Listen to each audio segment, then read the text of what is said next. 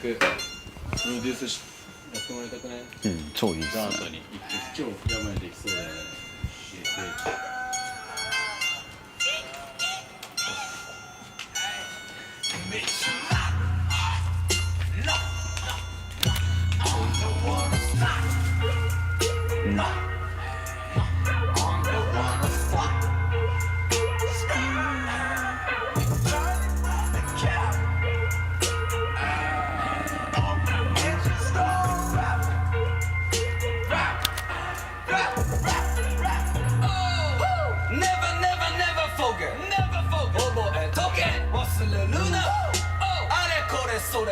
普段ここで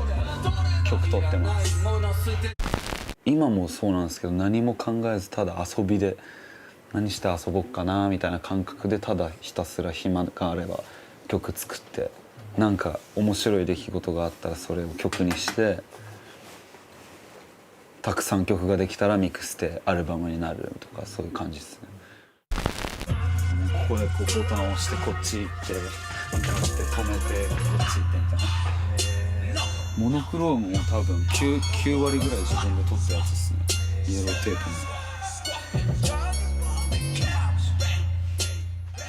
プの。まず18の時に初めて曲をレコーディングしたのがリキ君っていう順次高田とか貧乏なんて気にしないのトラックメーカーのリキ君の家で撮ってて、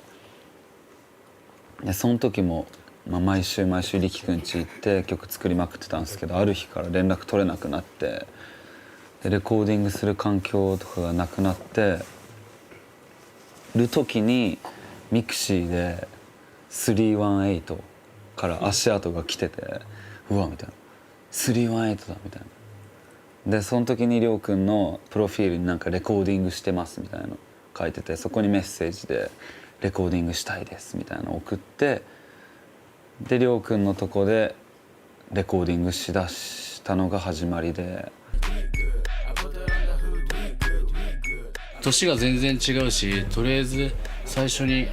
電話してきて地元だったからじゃあやろうってなったけど、そうなんかジェリーカールとかでニューエラとかかぶってて、もう18歳っていうけど、もうなんかすごいなんか変なの来たなと思ってでじゃあやってみようみたいな、自信はでもあるみたいなちょい言ってたから、やってみようみたいにやってみたら、そうですね、結構いい感じで最初はお金払ってレコーディングしてたんですけど、なんか18とかでそんな金もなくて、で金ないのに頻繁に行って、なんかミックステとか作るわけでもなく曲を撮ってたんで、りょうくんがなんかもったいないから自分でやれるようにしなよっつって、パソコンとかレコーディングする方法とか機材をいろいろ準備してくれて、でそっから一人で自分で曲をレコーディングして作ってりょうくんに送って、でその中から曲がいっぱい溜まってきたんで、じゃあもうそろミックスで出そうかっつってイエローテープになって出ました。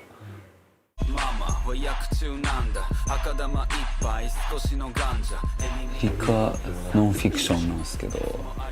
お母さんが役中で家でおばあちゃんとよく喧嘩しててとか、片親の友達の家でたまってとか、壁に落書きしたりしてとか、そんな感じでした。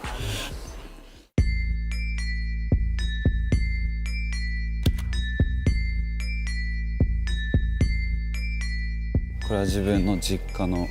上粟堀の団地ってとこで。ここには何歳まで住んでる？ここには18ぐらいまで住んでましたね。都会でも田舎でもない中途半端な落ち着く場所です。夜とかも超綺麗ですね。花火見えるし、なんかあっち方面だったけどベストポジションじゃないですか。まあでもちゃんと見たことないですけど、とあそこで友達と花火したり、あそこの壁際に落書きしまくって何日も連続で変えてて捕まりましたね。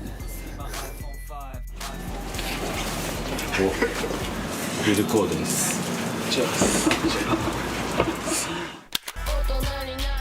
声変わりにしてチンゲも入って大人になっちゃいました。25,000円今度渡すわ。何の場合ですか？給料出演料次会った時はまだ請求書書いて出してて、まだ振り込まれてないんだ。後でいい？年明けるから。出たらダメなの？このままダメってされてんの？手分けんの？さすがに熱あんの？マジで？何度？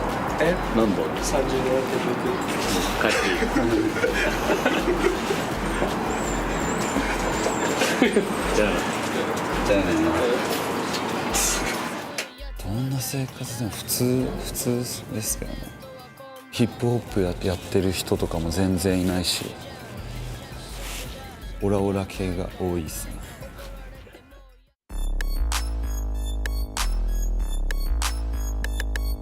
住宅地ですね、ここが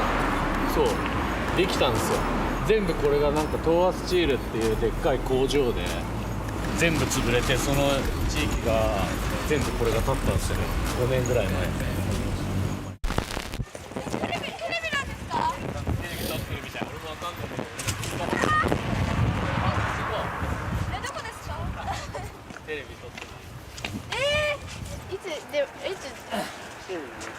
テレビねえ、都市の5丁目行くよ。これが隅田川ですね。でこっちが足立区で向こうが北です。この辺でバディーズって曲のビデオを撮りました。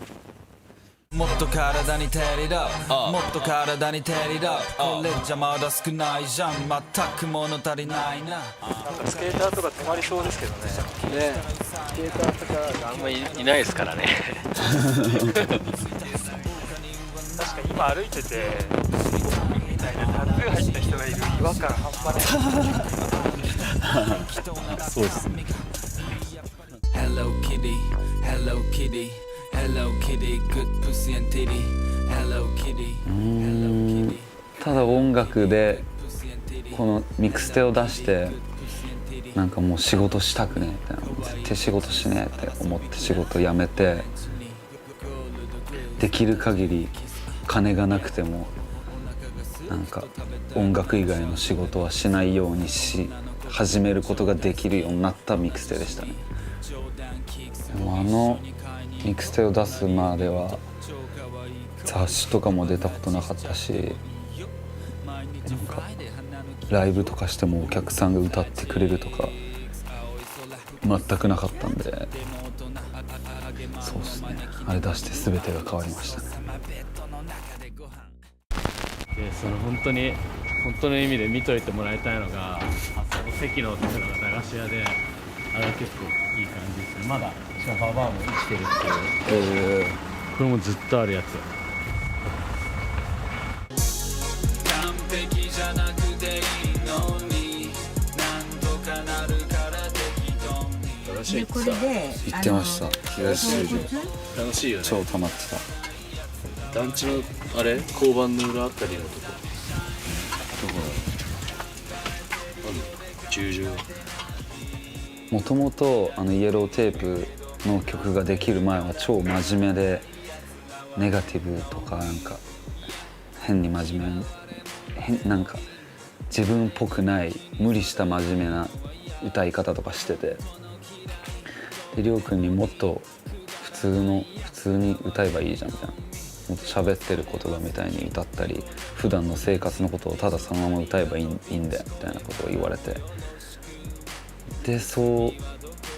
れでいいんだって気づいて、超適当なこととか全然内容がないようなこととか普段の喋り言葉に近いようなラップがイエローテープでそうなりましたね。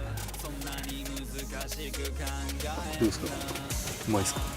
ここ関野とかめっちゃうまいです。看板どこにも書いてないけど関野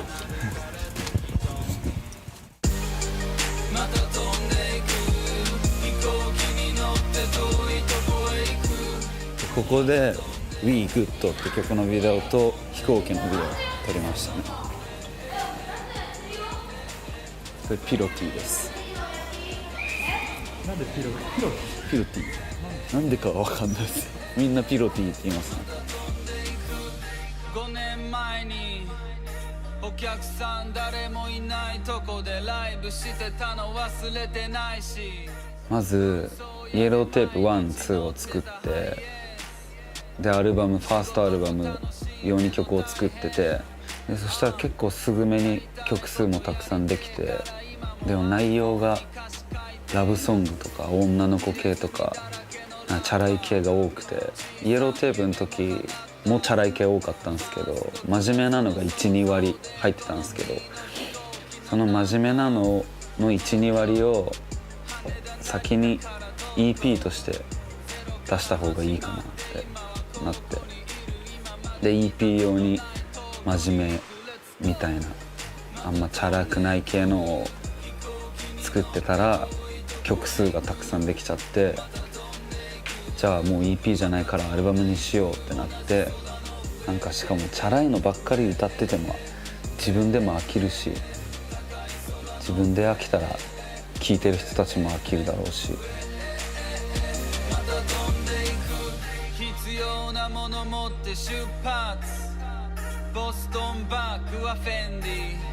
空港に向かう電子じゃなくてローバーのレンジ。今サードアルバムが半分ぐらい5曲ぐらいできてて、でそれの完成をアメリカでさせたいなって思って、今年の6月にアメリカ行ったんですけど、その時超食らって、リリック書かないで歌うやつとかフリースタイルで曲完成させちゃうみたいなとか超刺激があって、ずっと同じ場所で曲作ってても同じような内容の曲になってくるし、新しいとこでやったらまた新しいリリックになるだろうしって感じですね。